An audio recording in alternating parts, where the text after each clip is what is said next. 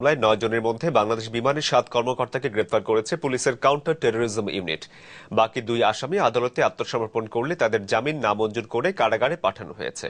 বিমানের যান্ত্রিক ত্রুটির পেছনে দায়িত্বে অবহেলা ছাড়া বড় কোনো ষড়যন্ত্র ছিল কিনা তা জিজ্ঞাসাবাদ করে বের করা হবে বলে জানিয়েছেন কাউন্টার টেরোরিজম ইউনিটের প্রধান মনিরুল ইসলাম।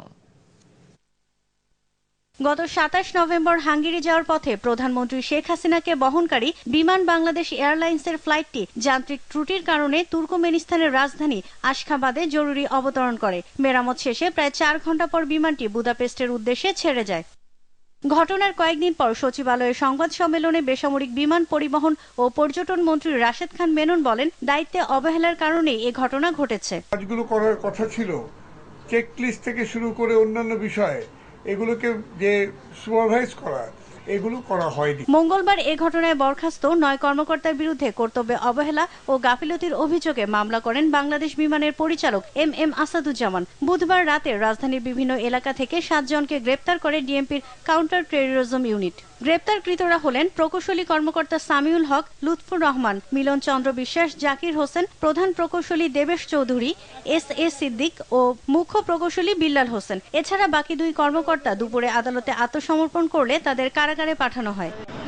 ডিএমপি মিডিয়া সেন্টারের সংবাদ সম্মেলনে পুলিশের কাউন্টার টেরোরিজম ইউনিটের প্রধান মনিরুল ইসলাম বলেন, এ ঘটনার পেছনে বড় কোনো ষড়যন্ত্র ছিল কিনা তা গ্রেপ্তারকৃতদের জিজ্ঞাসাবাদে জানতে চেষ্টা করা হবে। প্রাথমিকভাবে প্রথমত ঘটনাটি তো অনুসন্ধানকারী যে কমিটি ছিল সেই কমিটির তদন্তে অনুসন্ধানে বেরিয়ে এসেছে যে এখানে অবহেলা ছিল। তো সেই কারণে তারা অবহেলার কথা অস্বীকার করার কোনো সুযোগ নেই, কিন্তু সেইটার কোন বৃহত্তর ষড়যন্ত্রের অংশ ছিল সেই ব্যাপারে আসলে বিশদ জিজ্ঞাসাবাদ করা প্রয়োজন। সেই কারণেই আমরা সেই বিষয়ে বিস্তারিত এখন পর্যন্ত জিজ্ঞাসাবাদ করার সুযোগ পাইনি। রিমান্ডে পেলে তাদেরকে এই বিষয়ে জিজ্ঞাসাবাদ করা হবে। ইয়াসমিন সুমি, দেশ টিভি, ঢাকা।